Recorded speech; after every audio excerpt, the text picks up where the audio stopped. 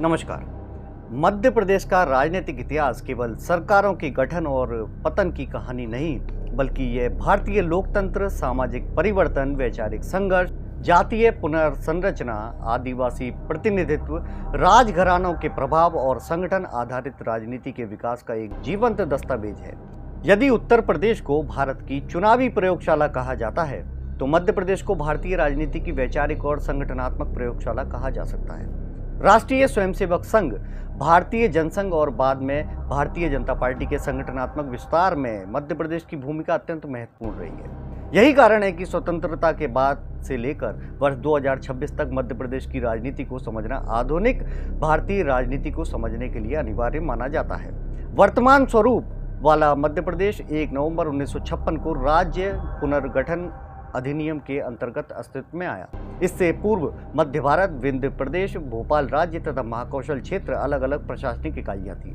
पुनर्गठन के बाद बने मध्य प्रदेश को लंबे समय तक भारत का सबसे बड़ा राज्य होने का गौरव प्राप्त रहा। वर्ष 2000 में छत्तीसगढ़ के गठन के बाद इसका आकार छोटा हुआ, लेकिन राजनीतिक महत्व बना रहा।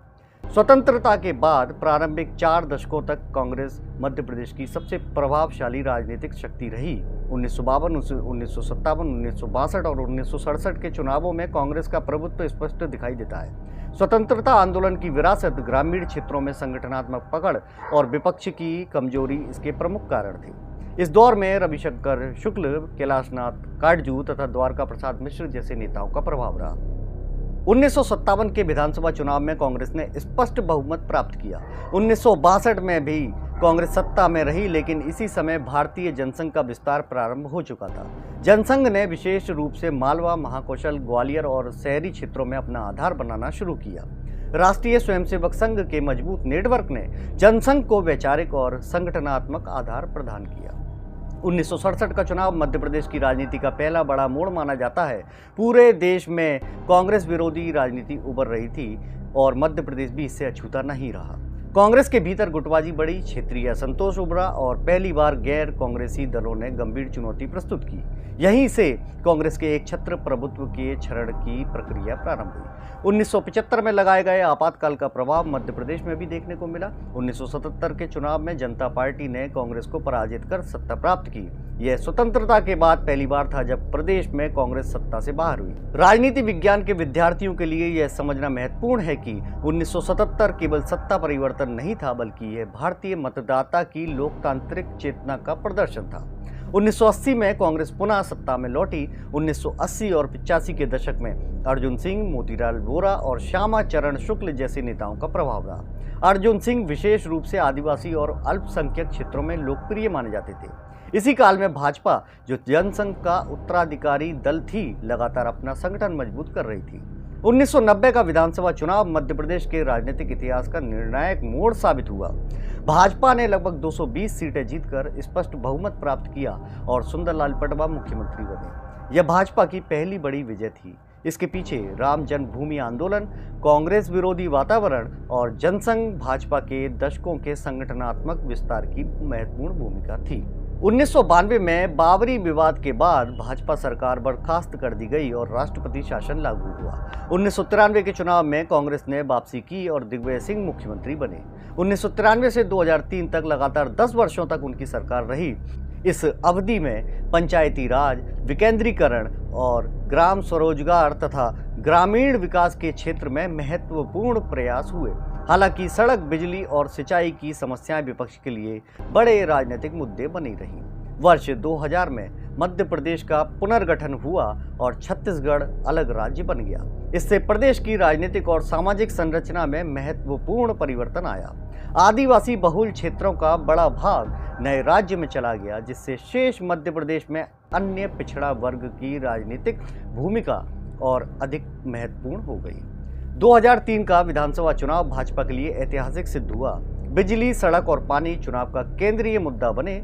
उमा भारती के नेतृत्व में भाजपा ने लगभग 173 सीटें जीतकर भारी बहुमत प्राप्त किया, जबकि कांग्रेस लगभग 38 सीटों तक सीमित रह गई। यह कांग्रेस के 10 वर्षीय शासन के विरुद्ध जनादेश माना गया। उमा भारती के बाद बाबूलाल गौर और फिर 2005 में शिवराज सिंह चौहान मुख्यमंत्री बने। 2005 से 2023 तक का कालखंड वस्तुतः शिवराज युग के रूप में जाना जाता है।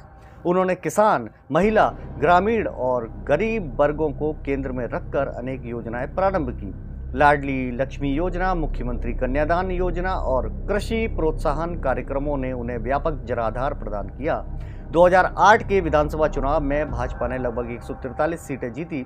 2013 में भाजपा ने 165 सीटें प्राप्त कर अपनी सबसे बड़ी जीतों में से एक दर्ज की। इस समय तक मध्य प्रदेश भाजपा का सबसे मजबूत राजनीतिक गढ़ बन चुका था। 2018 का चुनाव अत्यंत रोचक रहा। कांग्रेस ने 114 सीटें प्राप्त की, जबकि भाजपा 109 सीटों पर सिमट गई।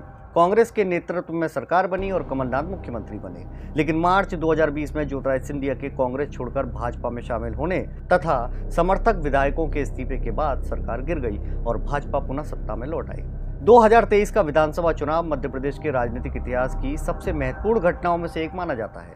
अधिकांश राजनीतिक विश्लेषक कांटे की टक्कर का अनुमान लगा रहे थे, लेकिन भाजपा ने 163 सीटें जीतकर प्रचंड बहुमत प्राप्त किया, जबकि कांग्रेस लगभग 66 सीटों तक सीमित रह गई। चुनाव के बाद भाजपा ने अपेक्षाकृत नए चेहरे मोहन यादव को मुख्यमंत्री बनाया। यह निर्णय भाजपा की ओबीसी नेतृत्व राजनीति का महत्वपूर्ण संकेत माना गया।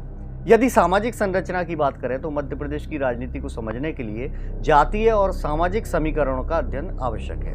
विभिन्न सामाजिक अध्ययनों और राजनीतिक विश्लेषणों के अनुसार राज्य में अन्य पिछड़ा वर्ग लगभग 45 से 50%, अनुसूचित जनजाति लगभग 21%, अनुसूचित जाति लगभग 16%, सवर्ण समुदाय लगभग 15% तथा मुस्लिम आबादी लगभग 6 से 7% मानी जाती है।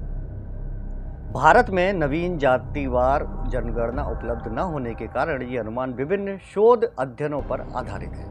राज्य की राजनीति में यादव, कुर्मी, लोधी, किरार, धाकड़, कुशवा, साहू, गूजर, जाट और पटेल समुदाय महत्वपूर्ण भूमिका निभाते हैं। भाजपा ने पिछले 2 दशकों में इन समुदायों में उल्लेखनीय विस्तार किया है। शिवराज सिंह चौहान किरार समुदाय से आते हैं, जबकि मोहन यादव यादव समुदाय से हैं। इसे भाजपा की व्यापक ओबीसी सामाजिक राजनीति का हिस्सा माना जाता है। क्षेत्रीय राजनीति भी मध्य प्रदेश में अत्यंत महत्वपूर्ण है। मालवा निमाड़ क्षेत्र लंबे समय से भाजपा का मजबूत आधार रहा है। ग्वालियर चंबल क्षेत्र में सिंधिया परिवार का प्रभाव ऐतिहासिक रूप से महत्वपूर्ण रहा है। बुंदेलखंड क्षेत्र में लोधी, कुर्मी और अनुसूचित जाति मतदाताओं का प्रभाव देखा जाता है। महाकौशल क्षेत्र में ब्राह्मण, कुर्मी और आदिवासी समुदाय प्रभावशाली हैं, जबकि विंध्य क्षेत्र में ब्राह्मण, ठाकुर और अन्य पिछड़ा वर्ग राजनीति को प्रभावित करते हैं। मध्य प्रदेश की राजनीति के सबसे रोचक कहानियों में राजघरानों की भूमिका भी शामिल है। विजयाराजे सिंधिया ने जनसंघ और बाद में भाजपा के विस्तार में अत्यंत महत्वपूर्ण योगदान दिया। ग्वालियर राजघराने का प्रभाव आज भी प्रदेश की राजनीति में दिखाई देता है। ज्योतिरादित्य सिंधिया का कांग्रेस छोड़कर भाजपा में आना प्रदेश की राजनीति की सबसे चर्चित घटनाओं में गिना जाता है।